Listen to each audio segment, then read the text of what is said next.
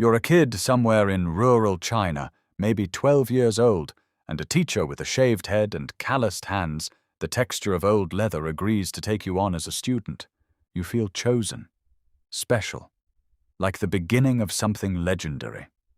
And in a way, you're right. But here's what nobody tells you. The moment you step onto that training ground, your entire life stops being yours. The word kung fu literally means hard work until mature. Not fighting skill, not secret technique. Hard work until mature. That's it. That's the whole promise.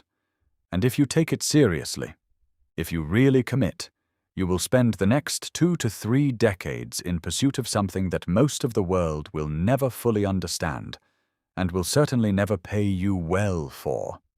Let's start with the obvious part. The body. Training for a traditional kung fu master isn't a workout. It's a lifestyle of controlled destruction. You wake before sunrise. You run, you stretch, you drill the same stance so many times that your legs shake before breakfast. At the Shaolin Temple, mornings begin before 5 a.m. with intensive conditioning that includes hundreds of sit-ups, high-intensity intervals, and posture drills that most professional athletes would struggle through. And that's before the actual kung fu begins. This happens 5 days a week, every week, for years, then decades. Your hands get hit against wooden posts and tree trunks until the skin hardens and the nerves quiet down. Your forearms take strikes until bruising becomes baseline. Iron palm training means conditioning your hands against progressively harder surfaces over the course of years. The first time you hit a brick, it hurts. The point is to keep doing it until it doesn't. Some masters spend a lifetime building a body that functions like armor. The trade-off is that the armor is still attached to a person who needs to sleep and eat and eventually get old. Injuries are not a setback in kung fu. They're part of the curriculum. You learn to train around them, adapt to them, and sometimes just absorb them and keep moving. The philosophy is simple. You don't stop, you adjust. A leg injury means upper body work. A shoulder injury means forms practice in your head. A monk never stops training. He just finds a different version of it. This sounds noble until you realize it means pain is a permanent resident in the life of someone who actually made it.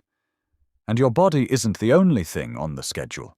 The diet is what you'd charitably call disciplined and honestly call monotonous.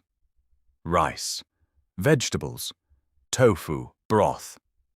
The Shaolin tradition runs on roughly 85% carbohydrates, which is fuel for the engine, but not exactly the life of the party. There's no drinking, no late nights. Traditional masters sleep on strict schedules, often 10 p.m. to 5 a.m. without exception. Every meal is medicine, every habit is intentional. You are not eating for pleasure, you are eating to perform. The longer you hold to this, the stranger you become to the people around you who are just trying to enjoy their dinner.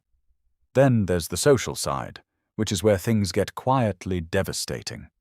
Becoming a kung fu master doesn't happen in isolation from the rest of your life. It happens instead of the rest of your life. The 10,000-hour benchmark that gets thrown around for expertise in any field. For kung fu mastery, that's barely the entry point. Serious practitioners are looking at 20,000 hours and beyond, stretched across most of their formative years. That's every Saturday you didn't spend doing something normal. Every relationship you couldn't prioritize. Every career path that quietly closed because your commitment was elsewhere. One veteran master put it plainly. He said he doesn't identify with people his own age. They look like they're from another generation, physically and mentally. That's not arrogance. That's the honest result of living so differently from everyone around you for so long that you've simply grown apart. The discipline makes you remarkable, and it makes you an outsider, often at the same time. The hierarchy doesn't help. In traditional kung fu, your relationship with your sifu isn't a student-teacher arrangement in the way most people think of it. It's closer to a parent-child bond with a formal oath attached. In the Bai-Si ceremony, a student pledges lifelong loyalty. In return, the Sifu accepts responsibility for that student's development, their character, their reputation in the martial world. Everything they do reflects on you. If they embarrass themselves in competition, misuse what you taught them, or disrespect the lineage, that lands on your shoulders. And you don't get to change the curriculum, either. Masters who were asked whether they could make traditional training methods easier or more modern gave the same answer. No. Because the way they teach is how they were taught, and the way they were taught is how they inherited the art, and the art is the whole point. You made an oath to pass it on correctly. That oath is not negotiable. So you carry the tradition upward to your own Sifu, whose methods you cannot question, and downward to students who may or may not have the commitment to stick it out. And most of them won't. It's harder to see the end of the tunnel in Kung Fu than in almost any other discipline. Students quit. After months of work. After years. After you've poured patience and knowledge into them, they decide this life isn't for them and walk away. And because you take their development personally, because you're their Sifu, their teacher-father, that departure stings in a way it probably shouldn't, but always does. The modern world has made this lonelier still. Traditional Kung Fu is now largely ceremonial in its cultural standing. It holds an honored seat at the table, but not a powerful one. MMA, sports science, competitive combat sports. These have reshaped what people understand combat training to mean.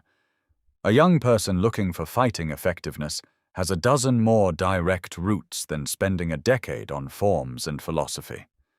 Masters who would rather die without passing on their art than teach a diluted version of it face a shrinking pool of students who are willing to commit on those terms. And then there's the question nobody in the recruitment brochure brings up. What exactly do you do with this? The films make it look like mastery opens every door. The reality is that being a Kung Fu master is one of the least commercially viable things a person can dedicate their life to.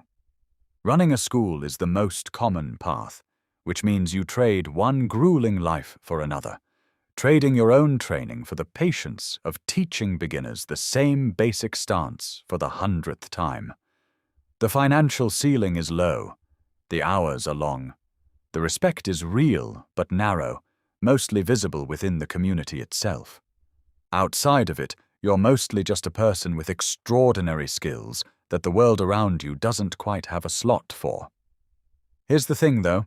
The masters know all of this. They knew it going in, or they figured it out along the way, and most of them kept going anyway.